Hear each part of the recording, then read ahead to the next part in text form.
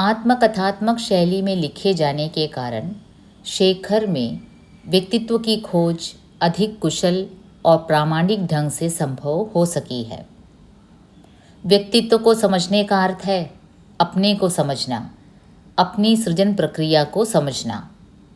आगे आगे हम देखने की कोशिश करेंगे, समझने की कोशिश करेंगे बाल शेखर के व्यक्तित्व को। एक दिन शेखर पिता के साथ बाजार गया तो उसने देखा पंसारी जिन कागज़ों में सौदा लपेट कर देता है वे सचित्र हैं और चित्र कई रंगों में छपे हुए हैं, कोई नीला, कोई हरा, कोई ब्राउन।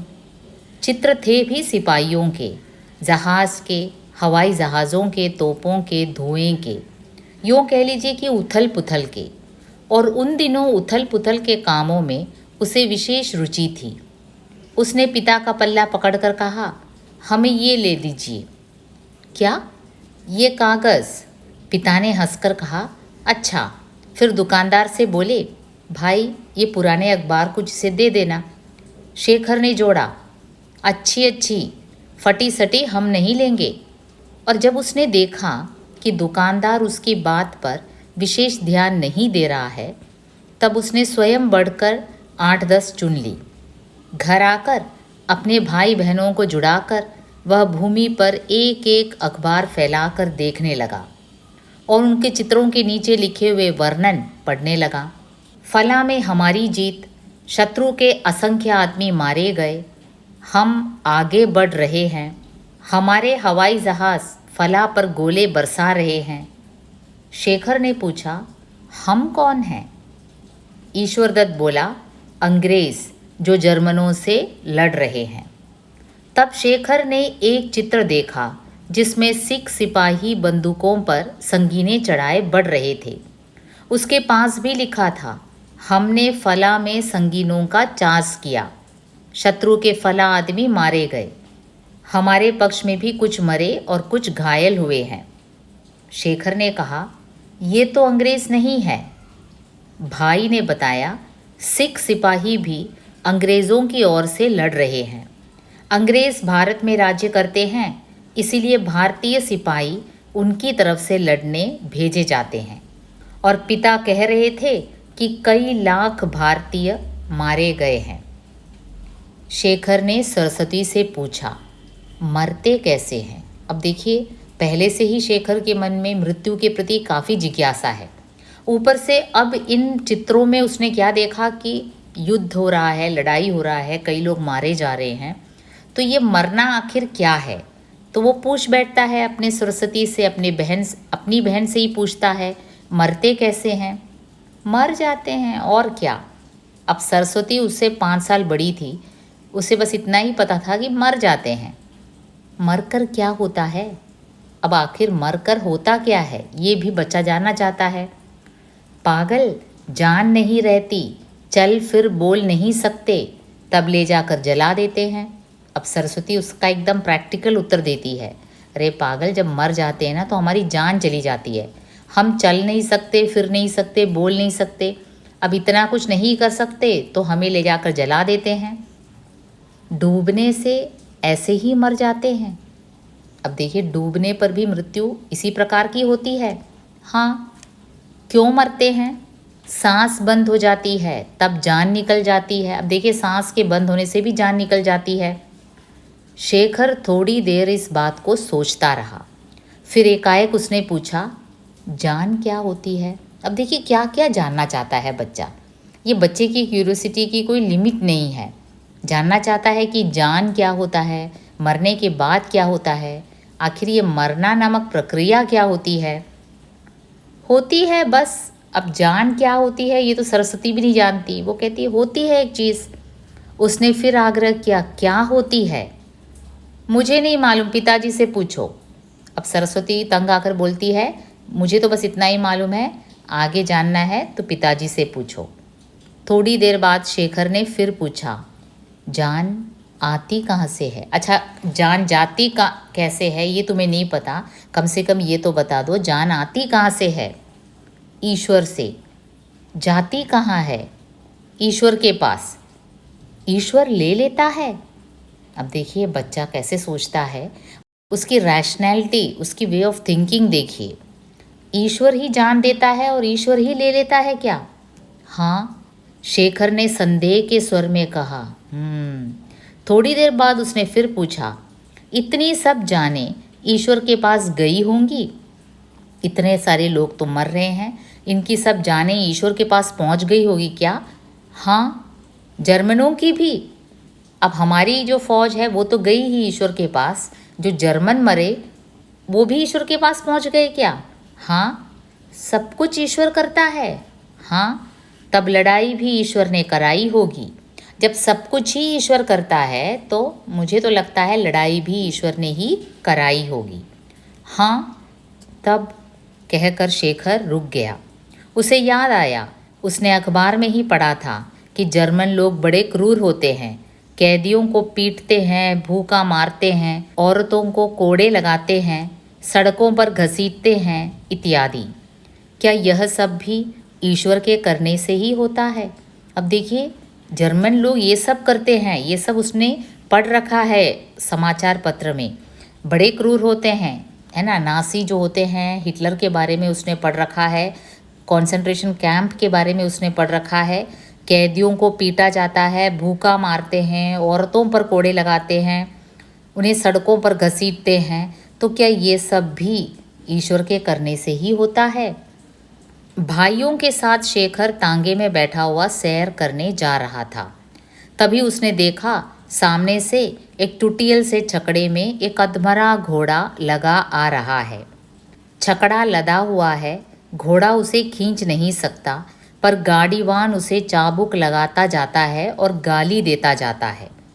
शेखर ने मन ही मन सोचा, हमारा तांगा कैसा शानदार है। अब देखिए, एक दूसरा एपिसोड है। एक बार यूँ हुआ कि शेखर भाइयों के साथ तांगे में बैठे जा रहा था, तो वहाँ एक दूसरा घोड़ा मिला जो काफ़ी टुटियल सा था, एकदम मरा मरा सा था। तो शेखर ने मन ही मन सोचा, देखिए हमारा तांगा तो कैसा शानदार है। गाड़ीवान ने चाबुक रखकर डंडा निकाला, तड़ातड़ घोड़े को पीट दिया। घोड़े ने एक बार किसी तरह सिर उठाकर झटका, फिर पूर्ववत झुक गया। मार पड़ती रही, उसका बदन कांपता रहा, लेकिन वह आगे नहीं बढ़ा। एक बार उसने और जोर किया और शेखर के देखते देखते उसके घुटने लड़खड़ाए, वह गिरा और फिर नहीं उठा। अब देखिए, एक घोड़ा वाला एक घोड़े को ऐसे पीटता है कि वो एकदम से लड़खड़ा कर गिर पड़ा। ये सब शेखर के आंखों के सामने होता है। तांगे वाले ने बताया कि ऐसा कई बार होता है। घोड़ों को दाना नहीं मिलता, भूखे रह रह कर वे कमज़ोर हो जाते हैं। तब उन्हें भंग और गुड़ खिलाकर काम निकाल लिया जाता है। उसने तांगे में जुते हुए घोड़े को बताकर अभिमान से कहा, इसे भी मैंने ऐसे ही एक बार 40 मील दौड़ाया था, तांगे समेत। अब शेखर का जो घोड़ा वाला है वो कहता है कि ऐसा अक्सर होता है कि घोड़ों को खाना नहीं दिया जाता, और कई बार तो ऐसा होता है कि भंग और गुड़ खिलाकर, भंग में क्या होता है, नशा होता है ना, तो घोड़ा एकदम से नशा पीकर भागने लगता है। मैंने भी ऐसा किया है एक बार। ईश्वर दत्त ने पूछा, घोड़े इससे मरते नहीं? अब इससे क्या घोड़े मर नहीं जाते? इससे कैसे मर सकते हैं, इससे तो जोर आता है। वह घोड़ा तो भूखा था इसलिए मर गया। अब देखिए, मृत्यु से संबंधित शेखर के मन में कई जिज्ञासा थी। उसी समय इस घोड़े को गिरते हुए वो देखता है और बात होती है घोड़े की मृत्यु की। तब घोड़ा वाला कह रहा है कि भंग पीने से घोड़ा मरता नहीं है, घोड़ा जब भूखा होता है भूख से मरता है। लौटती बार उसी स्थान के पास आते हुए शेखर ने पूछा, जो आदमी भूखे मरते हैं वे भी ऐसे ही मरते हैं? किसी ने उत्तर नहीं दिया। अब देखिए, बच्चा जानना चाहता है, लेकिन अक्सर क्या होता है, जो बड़े होते हैं उसका एक सही जवाब नहीं दे पाते, या तो देना नहीं चाहते या फिर जानते ही नहीं हैं। शेखर को एक बड़ी खतरनाक आदत पड़ गई। वह अकेला बैठ बैठ कर सोचने लगा, और उसने देखा जो बातें उसने अपने जाने देखी भी नहीं थी वे भी उसे याद आने लगी। उसे याद आया, एक दिन पिता असमय दफ्तर से लौट आए थे। आते ही उन्होंने देखा शेखर की माँ बरामदे में बैठी धूप सेंक रही थी। उन्होंने फीके स्वर में कहा, शुरू हो गई है, और भीतर चले गए। माँ भी उठकर चली गई और शेखर नहीं सोच सका कि किससे मांगे उस खा डाले वाले प्रश्न का उत्तर। क्या शुरू हो गई है? अब देखिए, एक बार यूँ हुआ कि पिताजी दफ्तर से असमय ही घर वापस आए और माँ से यूँ कहा, शुरू हो गई है। यानी कि क्या शुरू हो गई है ये पिताजी ने नहीं कहा। लेकिन शेखर क्या था, वो बच्चों की बातों पर ज़्यादा ध्यान नहीं देता था, बड़ों की बातचीत पर उसका मन लगा रहता था। अब वो जानना चाहता था कि पिताजी किसकी ओर इशारा कर रहे थे। क्या शुरू हो गई है पिताजी ने कहा नहीं, लेकिन माँ समझ गई। एक दिन माँ के नाम एक चिट्ठी आई। माँ ने उसे पढ़ा। पढ़कर चुप बैठी रह गई, आंखों में आंसू भर आए। पिता ने चिंतित स्वर में पूछा, क्या है? तो चिट्ठी उन्हें पकड़ा दी। पिता भी पढ़कर पहले चुप ही रहे, फिर जैसे कुछ सोचते हुए बीच बीच में ज़ोर ज़ोर से पढ़ने लगे। रामचंद्र भर्ती हो गया है और लाम पर जा रहा है। शेखर कुछ समझा नहीं। अब देखिए, युद्ध छिड़ गया था। युद्ध शुरू होने की बात पिताजी कह रहे थे, इसलिए वे काफ़ी चिंतित थे। एक चिट्ठी आई, रामचंद्र की बात की जा रही थी कि रामचंद्र भर्ती हो गया। अब ये क्या भर्ती क्या है? सैनिक में भर्ती होने की बात हो रही है, युद्ध में जाने की बात हो रही है, लेकिन बच्चा नहीं समझ पा रहा है, लेकिन जानना चाहता है। इसके वर्ष बाद जब उसे मालूम हुआ कि भर्ती क्या चीज़ होती है, तब विचारों की किसी अज्ञात कड़ी ने उसे रामचंद्र मामा की याद दिला दी और उसने माँ से पूछा, माँ, मामा कब आएंगे? तब उसे पता चला कि पिताजी और माताजी किसके बारे में बात कर रहे थे। रामचंद्र मामा के बारे में बात हो रही थी, युद्ध के बारे में बात हो रही थी। तो उसने अपने माँ से पूछा, मामा कब आएंगे? माँ ने एक बार पीड़ित आंखों से उसकी ओर देखा, कुछ उत्तर नहीं दिया। मामा उन दिनों फ्रांस में किसी अस्पताल में पड़े थे, अंधे, एक बाँह से वंचित और बेहोश। तो उस समय क्या था, अस्पताल में पड़े थे मामा, अंधे हो गए थे, एक बाँह कट गया था। एक दिन शेखर ने बाहर खेल से आकर देखा, माँ धीरे धीरे रो रही है। वह उल्टे पांव लौट गया। अब देखिए, एक दिन क्या हुआ, शेखर खेल कर आ रहा था, उसने देखा माँ धीरे धीरे रो रही है। वो चुपचाप उल्टे पांव लौट गया। अब देखिए, कोई और बच्चा होता तो पूछता, माँ क्यों रो रही है, क्यों रो रही है? लेकिन ये जानता था माँ किसी बात से परेशान है, तो इसने सोचा माँ को रोने दो, थोड़ी देर बाद आएगा। घंटे भर बाद जब वह फिर आया, तब भी माँ रो रही थी और रोते रोते काम करती जा रही थी। कभी आंसुओं से आंखें भर जाती तो एक हाथ से झटक देती। शेखर ने कुछ डरते डरते दूर ही खड़े कहा, माँ। माँ ने उसकी ओर देखा, आंसू पोंछ डाले, फिर मुंह फेर कर कहा, बेटा, तेरे मामा अब नहीं आवेंगे। अब वो क्यों रो रही थी? क्योंकि उनका जो भाई है रामचंद्र, उनकी मृत्यु हो गई थी। और इस मृत्यु की समाचार को शेखर तक कैसे पहुंचाया जाता है? बेटा, तेरे मामा अब नहीं आवेंगे। शेखर नहीं पूछ सका कि क्यों। जब एक दिन पिता ने आकर सूचना दी कि लड़ाई समाप्त हो गई है, हम जीत गए हैं, संधि हो गई है, अब सब ठीक है, तब सबसे पहला प्रश्न जो शेखर के होठों पर आया था और जिसे वह पूछ नहीं सका, वह था, तो क्या मामा वापस आवेंगे? अब थोड़े दिनों बाद पिताजी अचानक आकर काफ़ी खुश होकर ये समाचार देते हैं कि लड़ाई समाप्त हो गई है, हम जीत गए हैं, अब देखो संधि भी हो गई है, सब कुछ ठीक हो जाएगा। तब अचानक शेखर पूछता है, तो क्या मामा वापस आएंगे?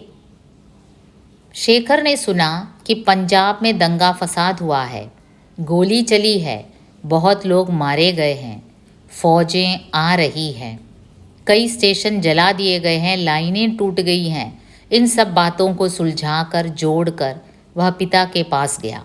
अब तब से क्या है, शेखर चौकन्ना रहने लगा। जब भी समाचार पत्रों में या फिर जहाँ से भी उसे ये खबर मिलती है कि कहीं पे भी दंगा फसाद हुआ है, लड़ाई हुई है, गोली चली है, तो उसके मन में यही रहता है कि कहीं युद्ध ना हो रहा हो। तो वो अपने पिताजी के पास जाकर पूछता है, पंजाब में भी लड़ाई होगी? पिता ने कहा, ऐसी बात नहीं कहते, अभी पहले से तो छुट्टी मिल ले।